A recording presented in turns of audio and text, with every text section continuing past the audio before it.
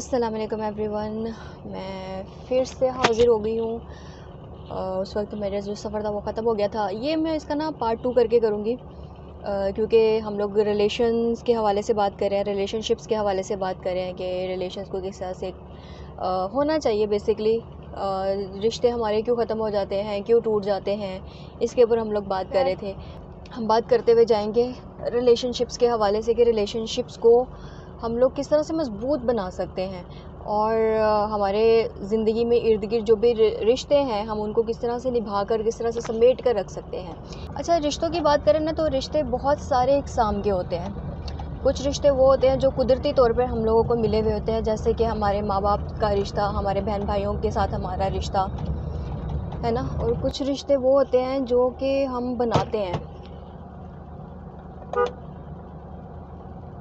वो रिश्ते जो हम बनाते हैं, मसलन दफ्तरों में बना लिए, फ्रेंडशिप का रिश्ता हो जाता है। माशरे में जब निकलते हैं ना, इंसान माशरती हैवान कहलाता है। तो जब हम माशरे में निकलते हैं, हम इर्द गिर्द जो है वो सोबतें बढ़ाते हैं। हमारी जब सोबतें बढ़ती हैं तो ऑब्वियस सी बात है हमारे रिश्ते पनपते हैं, हमारे रिश्ते बढ़ते हैं।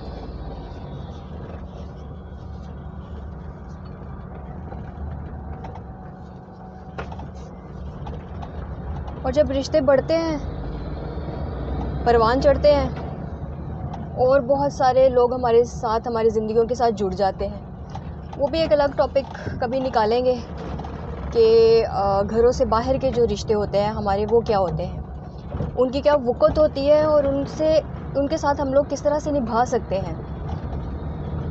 अभी फ़िलहाल हम बात करते हैं अपने बहुत ही इनिशियल जो रिश्ते हैं उनके हवाले से, इमीडिएट जो रिश्ते हैं उनके हवाले से, हमारे जो घरों में मौजूद रिश्ते हैं हमारे, उनके हवाले से। हमारे घरों में जो रिश्ते मौजूद हैं वो क्या हैं, कैसे हैं, किस तरह से वर्क करते हैं हमारे साथ। पिछले टॉपिक में हम लोगों ने जैसे कि बात की थी कि जब हम अपने रिश्ते निभा नहीं सकते हैं, उन्हें संभाल के नहीं रख सकते, उसकी कुछ वजूहात होती हैं। उन वजूहात के ऊपर हम लोगों ने बात की थी। अभी हम बात करते हैं कि रिश्तों की जो इक़साम है। जैसे कि हम लोग एक घर में रहते हैं, सबसे पहले हमारे पास कौन आते हैं? हमारे माँ बाप आते हैं। हमारे माँ बाप, लेकिन हमारे माँ बाप कैसे आते हैं? वो ज़ाहिर सी बात है, एक लड़का और लड़की जो है उनकी फैमिलीज़ मिलती हैं, फैमिली वैल्यूज़ मिलती हैं।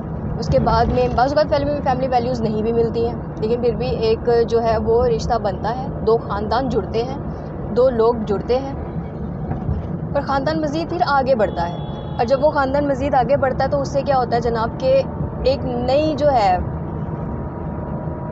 नस्ल वो परवान चढ़ती है।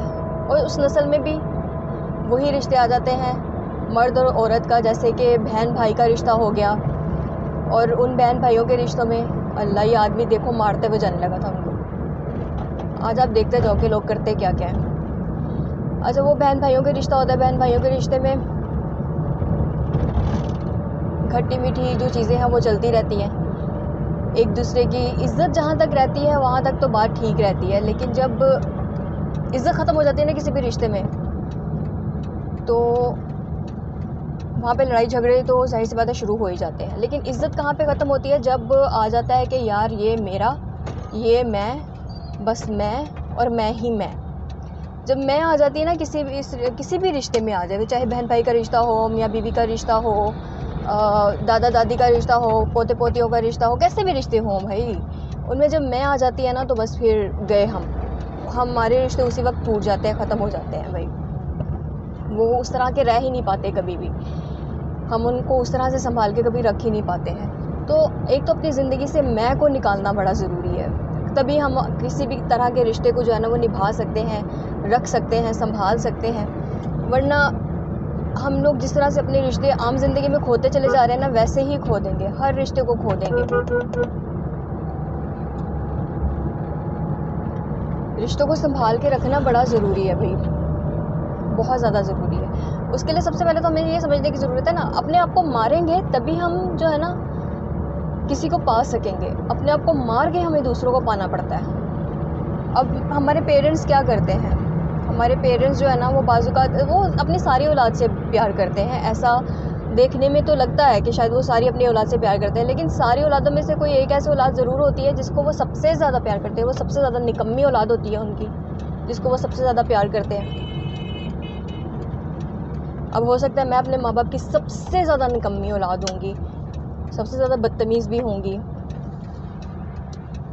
मुँह फट, बदतमीज़, अजीब किस्म की, इस तरह की भी हो सकती हूँ मैं। ये तो मेरे माँ बाप भी मुझे बता सकते हैं कि मैं उनकी कैसी औलाद हूँ, नाफरमान औलाद हूँ या फरमाबरदार औलाद हूँ, या मैं कैसी हूँ, ये मुझे नहीं मालूम। ये वही बता सकते हैं, क्योंकि उन लोगों ने मुझे झेला हुआ है, उन्होंने मुझे देखा हुआ है, मेरे साथ वो रहते हैं, है ना। तो उनको मालूम है अच्छी तरह से कि मैं उनकी किस किस्म की औलाद हूँ, या वो मुझसे क्या उम्मीद रखते हैं कि मैं कैसी हूँ, मुझसे क्या उम्मीद लगा के बैठे हुए हैं कि मुझे किस तरह की औलाद होना चाहिए था, या जो भी। खैर,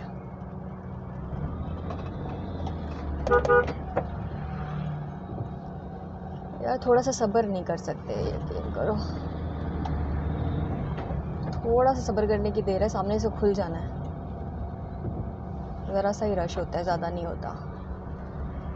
अच्छा खैर, हम बात कर रहे थे कि अपनी मैं को मारना पड़ता है, और माँ बाप जो हैं वो अपनी औलादों, सभी औलादों से प्यार करते हैं, लेकिन वो कोई एक औलाद ऐसी ज़रूर होती है जिनसे वो सबसे ज़्यादा प्यार करते हैं। उन्हें लगता है कि ये सबसे नालायक औलाद है हमारी, और इस औलाद को ना जो है सब लोग उस तरह से प्यार नहीं करेंगे, या उस तरह से मान नहीं देंगे, इज़्ज़त नहीं देंगे उनके जाने के बाद शायद। तो उनको वो डर बैठा हुआ होता है, क्योंकि उनको मालूम होता है कि इसको तो कोई पसंद कर नहीं रहा है, ये अपनी हरकतों की वजह से ना सबके दिलों में खटक रहा है। तो ऐसा ना हो कि कल को सबके सभी इसको छोड़ दें। इससे पहले कि सबके सब लोग इसको छोड़ें,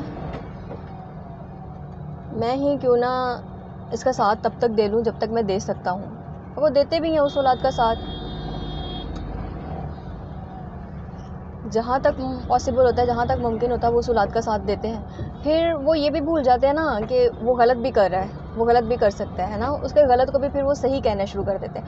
वहाँ पे जाके ना हालात बड़े अलग हो जाते हैं। उस औलाद को लगता है कि मेरे माँ बाप तो हैं ना, मैं कुछ भी कर लूँ, कैसा भी कर लूँ, साथ तो मेरा देंगे ही देंगे, चाहे कुछ भी हो जाए। मैंने गलत भी करना है तो भी कहेंगे कि ये सही कर रहा है।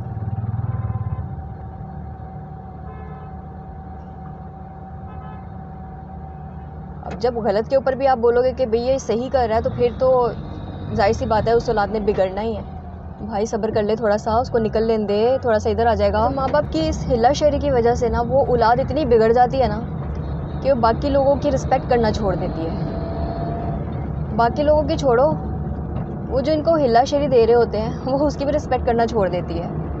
उसको लगता है माँ बाप ही तो हैं, फ़र्ज़ है इनका करते रहे, यही तो करने आए हैं वो इस दुनिया में। वो ये भी नहीं देख रहे होते कि भाई वो दुनिया में ये करने नहीं आए हैं, वो दुनिया में वो करने आए हैं जो तुम कर रहे हो ऑलरेडी। खैर, माँ बाप का और औलाद का ये एक रिश्ता है जिसको मैं शायद समझ ही ना पाऊँ, क्योंकि मैं खुद एक माँ नहीं हूँ, बाप नहीं हूँ, बहन हूँ, बेटी हूँ, भाभी तो नहीं हूँ, खैर नंद हूँ, फूफी हूँ, खाला हूँ। तो ये सारे रिश्ते भी हैं मेरे पास में, बहुत सारे नहीं भी होंगे लेकिन बहुत सारे हैं। आगे रिश्ते बनाने के बारे में, उसके बारे में बात नहीं करते हम। अच्छा, फिर जब ये औलाद बिगड़ जाती है ना, तो फिर माँ बाप को समझ नहीं आ रहा होता, अरे हमसे ऐसा क्या हो गया, हमने ऐसी क्या गलती कर दी कि हमें ऐसे औलाद मिल गई। गलती तो कर दी ना कि उसको इतनी हिलाशेरी दे दी, इतनी हिलाशेरी दे दी कि वो अब किसी की सुनने में नहीं आ रहा, कहने में नहीं आ रहा। अब उसको लग रहा है कि मैं तो कुछ भी कर लूँ, मैं तो कैसे भी कर लूँ, मैनू किन्ने रोकना, मैनू किन्ने डकना, मैनू किन्ने कुछ कहना। तो जाहिर सी बात है, जब उसकी हर गलती के ऊपर ढाल बन के खड़े हो जाओगे तो एक बंदा मज़ीद गलतियाँ करता ही चला जाएगा। उसको तो यही लगेगा ना, वाह वाह मेरी तो मुझे लगी हुई है भाई, मैं कुछ भी करता रहूँ, जंगल का कानून है भाई, जंगल का नहीं मेरे बाप का कानून है। खैर, फिर बहन भाइयों में का रिश्ता होता है। बहन भाइयों के रिश्ते को बनाने में ना माँ बाप का बहुत बड़ा किरदार होता है। बहन भाई के रिश्ते को निभाने में, आगे लेकर जाने में माँ बाप का बड़ा किरदार होता है, क्योंकि ये एक ऐसा रिश्ता है ना जो वो अपने घर में देखने के बाद कि मेरे घर में मेरे माँ बाप जो है वो अपने बहन भाइयों के साथ कैसे हैं, ये रिश्ता तब पनपता है, तब आगे बढ़ता है, नमो पाता है।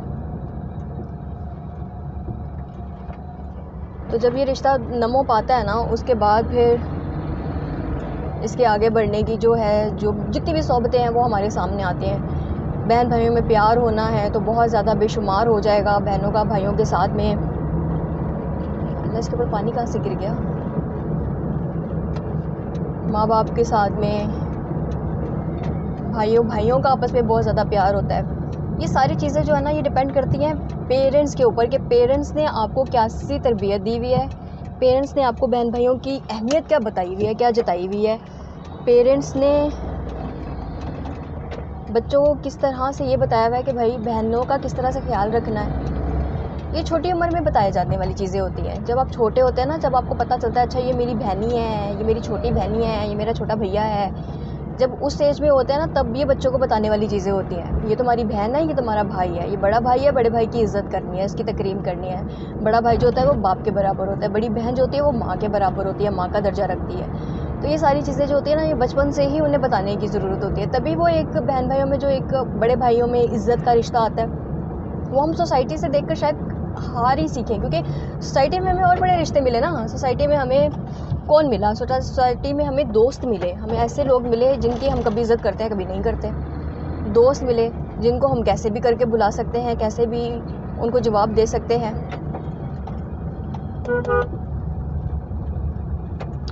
फिर हमें और कौन मिला? सोसाइटी में बहुत सारे रिश्ते मिल जाते हैं ना। सोसाइटी में आजकल बड़े अलग अलग अनवा इक़साम के रिश्ते जो हैं वो पनपते हैं, आ रहे हैं, बन रहे हैं। तो उन रिश्तों के बारे में तो खैर हम बात नहीं करते हैं। बहन भाइयों के रिश्तों में इज़्ज़त तकरीम तभी आती है जब पेरेंट्स उसको बच्चों को बताते हैं, उस एज से जब वो समझने की उम्र में दाखिल हो रहे होते हैं, है ना। तो जब बताएंगे तभी उनको पता चलेगा ना ब्रो कि बहन भाइयों की इज़्ज़त क्या होती है, उनकी तकरीम क्या होती है, बहन भाइयों का रिश्ता बेसिकली है क्या, वो किस तरह की इज़्ज़त डिमांड करता है। बहनें अगर हैं तो वो किस तरह का प्यार, किस तरह का लाड, किस तरह का दुलार जो है वो लेना चाहती हैं। जब पहली बार आपका भाई आप पे भाई एक बहन पे हाथ उठाता है ना, तो उसी वक्त फ़ादर को खड़े होना चाहिए। वो कुछ गलत कर रहा है अपनी बहन के साथ तो फ़ादर को खड़े होना चाहिए कि बेटा बहुत है, बहुत हो गया। माँ के तो सारे बच्चे लाडले होते हैं ना, माँ के शायद बेटे भी लाडले होंगे। उसके बाद आ जाते हैं वो रिश्ते जो बाद में हमारे साथ में आके जुड़ते हैं। जैसे कि जब भाई बड़े हो जाते हैं या बहनें बड़ी हो जाती हैं तो उनको ब्याहा जाता है, उनकी शादियाँ की जाती हैं। तो उसके बाद कुछ नए रिश्ते जो हैं वो हमारे साथ में आके जुड़ जाते हैं, हमारी ज़िंदगियों में शामिल हो जाते हैं। और जब वो नए रिश्ते हमारी ज़िंदगी में शामिल होते हैं तो नए रूल्स, नई कंडीशंस, हर चीज़ नए तरीके से आती है। अब जो बाहर से लड़की आई है हमारे घर में, हमारे घर के रूल्स के बारे में तो उसको नहीं मालूम ना, उसको आहिस्ता आहिस्ता बताना पड़ेगा, आहिस्ता आहिस्ता सिखाना पड़ेगा। उसको समझ में आएगी अच्छा ये रिश्ता इस तरह से निभाना है, यहाँ ऐसे बात करनी है, यहाँ वैसे बात करनी है, इस घर के ये असूल हैं, ये ज़वाबित है। ये सारी चीज़ें उनको बतानी पड़ेंगी तभी उनको समझ में आएगी। लेकिन अगर हम उनको समझाएंगे नहीं, उनको बताएंगे नहीं, उनको वक्त ही नहीं देंगे समझने का, तो वो किस तरह से समझेंगे ना। फिर इसी तरह से जो हमारी बहनें किसी के घर में जाती हैं तो उनको लगता है कि नहीं भाई, जैसे मैं अपने घर में रहती थी मैं वैसे ही रहूं। अरे वैसे कैसे रह सकते हो ना, वहाँ के हालात डिफरेंट हैं, वाक़यात डिफरेंट है, लोग डिफरेंट है, सोच डिफरेंट है, हर चीज़ मुख्तलिफ है। आपको ख़ुद को उस माहौल में या तो ढालना पड़ेगा या फिर आहिस्ता आहिस्ता करके उन लोगों को अपने माहौल में ढाल लो, अपने रंग में ढाल लो। ये ढंग आपको आना चाहिए। ये ढंग आपको माँ बाप नहीं सिखाएंगे, ये ढंग आपको माशरा सिखाता है, आपकी सोच सिखाती है, जो आप पढ़ते हो वो सब चीज़ें आपको सिखाती हैं। तो मैं तो अपनी मंजिल पे पहुँच चुकी हुई हूँ, तो यहीं पे मैं अपने व्लॉग का जो वो है एंड करूँगी। और कहने की बात सिर्फ इतनी है कि रिश्तों को समझना बड़ा ज़रूरी है, उनकी हदूद को समझना बड़ा ज़रूरी है। कौन सा रिश्ता हमारा हमें क्या और कब कैसे कहता है, उन सब चीज़ों को समझना बड़ा ज़रूरी है। जब तक हम उन चीज़ों को समझेंगे नहीं ना, मेरे ख्याल में हम रिश्तों को ही नहीं समझ सकेंगे, रिश्तों की बुनियाद को ही नहीं समझ सकेंगे।